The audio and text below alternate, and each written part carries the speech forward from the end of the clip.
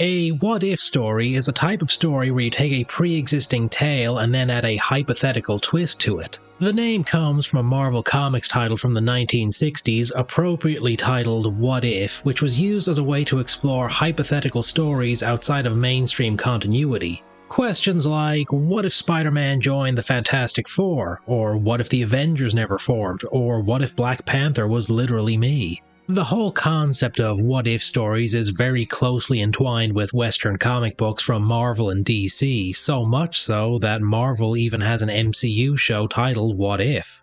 My god, I hate that art style.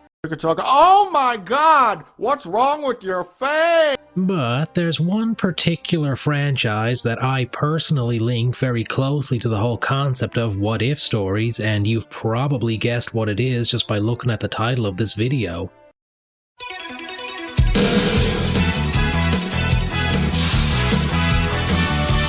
What-if stories set in the Dragon Ball universe have gone on to become something of a cottage industry and make up a major part of the YouTube ecosystem when it comes to Dragon Ball content.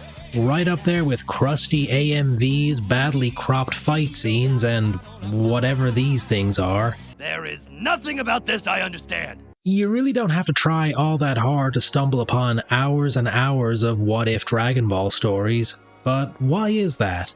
What is it about Dragon Ball as a franchise that makes it such a stomping ground for these types of stories? Most other anime don't even get a fraction of a fraction as much in the realm of what-if stories. Aside from the fact that once anything becomes popular on YouTube, it will invariably spawn a whole lot of imitators, I think the origin of this craze can be traced all the way back to the PS2 era with the Budokai and Budokai Tenkaichi games. In addition to recreating a lot of major battles and events from the show, these games had a tendency to have little hypothetical what-if scenarios the player could go through, just as kind of a fun bonus, I guess you could say. Some of these had a tendency to just be goofy or silly. Things like, what if Spike the Devilman had to fight Frieza? Or what if Cell absorbed Krillin? But a few of the scenarios were a bit more serious and somber in tone, and I think those are the ones that really managed to stick with audiences. Stories like all the Saiyans uniting to rebel against Frieza, or Raditz getting amnesia and becoming a good guy before sacrificing himself to stop Nappa and Vegeta. For a lot of young Dragon Ball fans, I think it was these scenarios that really planted the idea of what-if stories into their heads, showing them that these kinds of hypotheticals could indeed be imagined. While it may have taken a few years for that seed to properly germinate, it did eventually help create the Dragon Ball what-if industry that exists on YouTube to this day. And when it comes to these what-if storytellers, there are three that I think are the pinnacle of the what-if field, largely due to a combination of their editing abilities, their storytelling skills, and their general creativity at crafting these various scenarios. Those three being Masako X, Carthu's Dojo, and Salad Saiyan, who all have hours and hours of what-if content between them at this point. If you need something to listen to in the background while you're working or just doing anything and need some kind of distraction, I really can't recommend those three enough. What else am I gonna do? Focus on my actual work? Hell no. Masako, in particular, has a bit of weight behind his name. He was, after all, the voice actor for Goku in Dragon Ball Abridged, so he had a pre-existing fandom to work with. Wait, you seriously just put super at the beginning of it? That's kind of lazy if you ask me. And this? Oh, okay, yeah, just cut me off. Is a super duper Saiyan. You don't look... I mean, is there a difference? I literally cannot tell. There's little zappy zaps. I think one of the greatest strengths these three manage to have as storytellers is that their scenarios feel plausible in the context of Dragon Ball's overarching story. From simple but popular concepts like what if Raditz survived or what if Cell turned good, to concepts that seem simple on the surface but are then twisted into very complex stories that diverge heavily from the source material, like what if Goku won his first martial arts tournament, or towards more intriguing, unique, and offbeat ideas like what if Gin went to Earth with Goku, or what if every Z fighter could grow like the Saiyans do.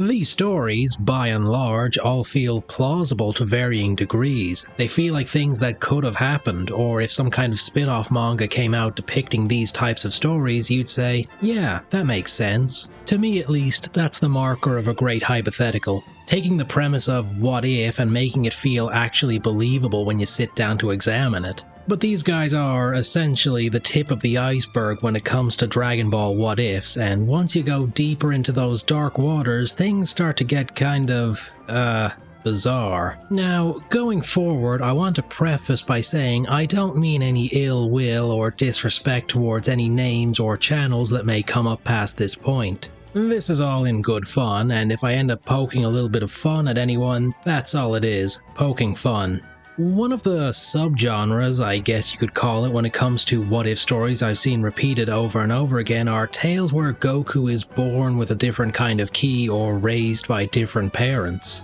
Things like, what if Goku was born with God Ki, or what if Goku was raised by Beerus and Whis, or what if Goku was born with, Dragon Ki? My brother in Christ, what the actual fuck is Dragon Ki? Dragon Ki's nut. The fandom seems to have a little bit of a fixation on stories where Goku, or occasionally someone else, but mostly Goku, are reborn with crazy powers compared to what they had in the source material. People seem to really like stories where Goku is reborn with all his powers and memories. Now, of course, these hypotheticals are things that are done just for the fun of it. There's no rules or anything to say you can't tell certain kinds of stories or anything like that. But I can't help but get the impression that all these Goku is born overpowered what-ifs kinda miss the point of Dragon Ball just a little bit. At its very core, Dragon Ball is a story all about Goku's drive to constantly improve himself, fighting stronger and stronger opponents, with each new story arc introducing some major roadblock he has to overcome. Do you think the series would be even half as memorable or engrossing if Goku could just instantly overpower whatever opponent was put in front of him? What if Goku was the Omni King? He'd be literally omnipotent, that's what. This guy got over 2 hours out of that one. If this was just a single story, or even one or two what-if stories, I wouldn't comment on it at all, but there seems to be a really big subgenre of Goku becoming literally omnipotent out there. Even though Goku's the kind of character who would say, ew, that's cringe, if you offered him unlimited power. But if we're talking popular trends in Dragon Ball what-ifs, then the undisputed king of popular trends has to be, what if Goku was betrayed and locked in the time chamber for 1,000,000,000 billion trillion years? As near as I can tell, the whole trend got kicked off by another popular storyteller called Smugstick, in the Anglosphere at least. In his first time chamber video he says it's popular in the Spanish community, but I don't speak Spanish, so I don't know. The story itself is a rather simple one. Goku goes to Kami's lookout to train, Kami gets kind of freaked out by Goku's power, Kami locks him in the Hyperbolic Time Chamber. With nothing else to do, Goku gets stronger and crazier until he eventually breaks out. It's not really a bad story in any sense, and I even found it quite enjoyable when I was watching through it. And I evidently wasn't the only person who enjoyed it, considering just how many views Smugstick has gotten on his Goku Betrayed series. And something about it must have really stuck with audiences, because the internet has absolutely erupted with similar stories. Just hours and hours of content, millions of views, and countless thumbnails of a shirtless Goku covered in chains for some reason. And will you, for the love of God, put on a fucking shirt? This one dude got nearly 8.5 hours worth of footage out of the concept. And over time, given its sheer popularity and need for innovation, people have managed to add interesting little twists and quirks to the core concept of what if Goku was trapped in the hyperbolic goon cave. Sometimes by giving him a companion like Gohan or Goten or Frieza or Whis, just someone to kill time with, I guess. Or sometimes it's Vegeta who gets locked away, or they just arbitrarily add bigger and bigger numbers to how many years he spends locked away. You're kind of underestimating how absolutely detrimental millions of years of isolation would actually be to your psyche. Look man, if cars couldn't handle a couple of years of isolation in outer space, then Goku would be full vegetable brain after his 5th year. If I'm being totally honest, I really don't know what it is about this particular concept that makes it so wildly popular, or why it was complete algorithm bait for a few months.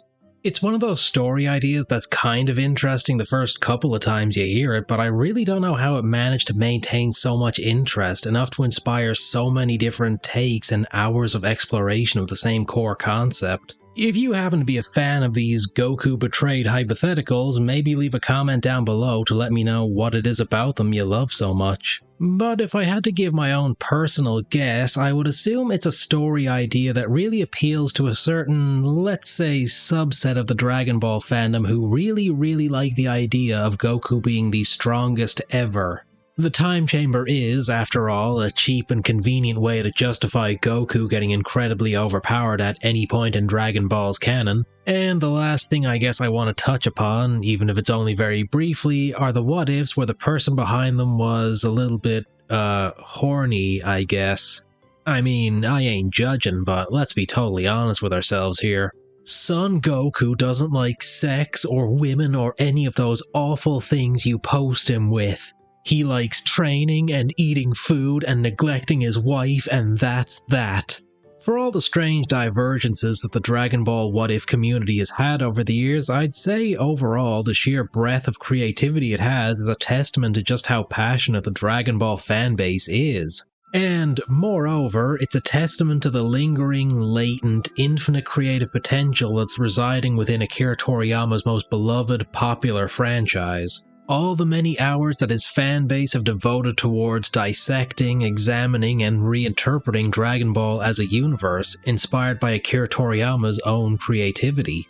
At the risk of sounding incredibly corny, Dragon Ball is a franchise that just absolutely means the world to me. I can still vividly recall being a little kid and watching Piccolo and Goku take on Raditz. I must have been like 5 years old at the time when I first saw the episode on Toonami. And the franchise has just stuck with me ever since then. It's followed me every step of my life. I've seen every episode, I've watched every movie, I've played plenty of Dragon Ball video games over the years. With the exception of maybe Stan Lee, I don't think any singular creative visionary has managed to influence my life in the same way Akira Toriyama has. And I don't think words alone could ever properly articulate just how beloved the man was on a global scale.